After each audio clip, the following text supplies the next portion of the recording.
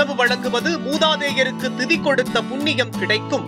மதுரையில் கடந்த 4 வருடங்களாக ரோட்டோரத்தில் வறியவர்கள் மற்றும் மனநலம் பாதிக்கப்பட்டவர்களுக்கு தினமும் 300 பேருக்கு மதிய உணவு வழங்கும் திட்டத்திற்கு நீங்களும் உதவலாமே. மேலும் தொடர்புக்கு மதுரையின் அட்சய பாத்திரம் டிரஸ்ட் சேர்மன் நெல்லை பாலு 9442630815. காஞ்சி பெரியவர் மகிமையை சொல்லும் சம்பவங்களோடு மதுரை அனுஷத்தன் அனுகிரகம் நிறுவனர் நெல்லை பாலு அவர்கள் தொகுத்து வழங்கும் ஸ்ரீ மகா பெரியவா மகிமை சிறப்பு தொகுப்பு. ஹரஹர சங்கர ஜெய ஜெய சங்கர காஞ்சி சங்கர காமகோடி சங்கர. எல்லாம் வல்ல நம் ஜெகத்குருவின் திருவருளால் இந்த நாள் இனிய நாளாக அமைய அன்பு பிரார்த்தனைகள்.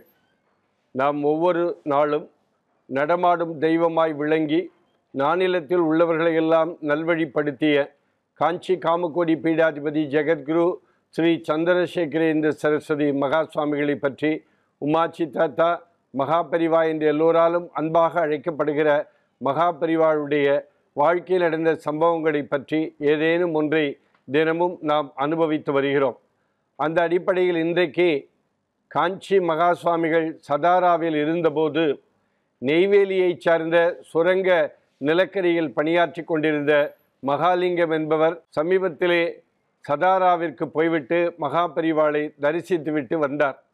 தரிசித்துவிட்டு வந்த உடனே அவருடைய இல்லத்தில் இருக்க பொழுது அதே நெய்வேலி சுரங்கத்திலே பணியாற்றி கொண்டிருக்கிற ஒரு கணக்காளர் அவரிடத்திலே வந்து, எனக்கு உடனடியாக மகாபரிவாளை பார்க்க வேண்டும், நீங்கள் அழைத்து கொண்டு போவீர்களா என்று கேட்ட பொழுது, நான் இப்பொழுதுதான் போய்விட்டு வந்தேன், உடனே செல்கிறீர்களே என்று சொன்ன மகாலிங்கம் அவருடைய மனைவி அவரை அழைத்து கொண்டு போய் வாருங்கள், ஏதோ ஒரு முக்கியமான பிரச்சனையாம் என்று சொன்னவுடனே, என்ன பிரச்சனை என்று மகாலிங்கம் தன்னுடைய சக அலுவலரிடத்திலே கேட்ட பொழுது, என்னுடைய மகன் சுற்றுலாவிற்காக வெளியே புறப்பட்டு சென்றான், நண்பர்களோடு போனான், ஆனால் அவன் மட்டும் வீடு திரும்பவில்லை, ரொம்ப நாளாகிவிட்டது, என்ன செய்வதென்றே புரியவில்லை.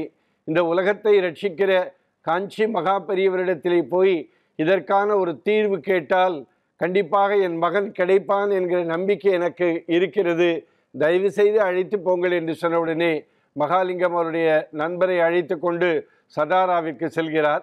சதாராவிலே போன மாத்திரத்திலே அங்கே நிறைய சங்கீத விற்பனர்கள் எல்லாம் இருக்கிறார்கள். 3 நாட்களாக பெரியவா வெளியிலேயே வரவில்லை, யாருக்கும் தரிசனம் கொடுக்கவில்லை என்கிற தகவல் வேறு அவரிடத்திலே சொல்லப்படுகிறது.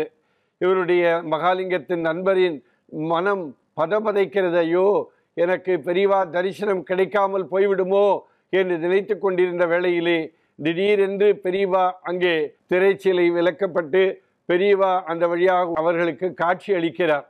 காட்சி அளித்தவுடனே எல்லோரும் பெரியவாழத்திலே தன்னுடைய மனக்குறையெல்லாம் சொல்கிறார்கள். அப்பொழுது நெய்வேலி மகாலிங்கம் தன்னோடு வந்திருக்கிறவருடைய பெயரை குறிப்பிட்டு, அவருடைய மகன் ரொம்ப நாட்களாக காணவில்லை, பெரியவாளை தரிசிக்க வேண்டும், பெரியவாடத்திலே இதற்கு விமோச்சனம் கிடைக்கும் என்ற நம்பிக்கையில் வந்திருக்கிறார் என்று சொன்னவுடனே பெரியவா அந்த அதிகாலை நேரம் 5 மணி இருக்கும்.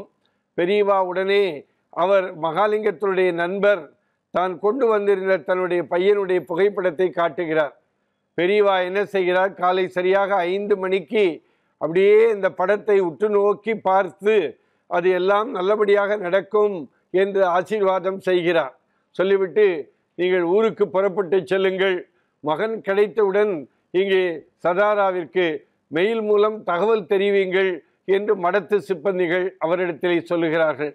நெய்வேலி மகாலிங்கமும் அவரோடு பணிபுரிகிற அந்த அக்கவுண்டன்ட் கணக்காளரும் நெய்வேலி திரும்புகின்றனர்.